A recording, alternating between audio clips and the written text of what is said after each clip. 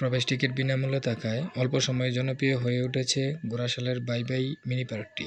বাচ্চাদের খেলাধুলার জন্য পার্কটিতে সংযোজন করা হয়েছে বিভিন্ন ধরনের রাইড, যার সবগুলোই বিনামূল্যে। বাচ্চারা চাইলে আনলিমিটেড সময় নিয়ে যত ইচ্ছা এখানে খেলাধুলা করতে পারবে। তাছাড়া বড়দের জন্য রয়েছে বেশ কয়েকটি সেলফি কর্নার।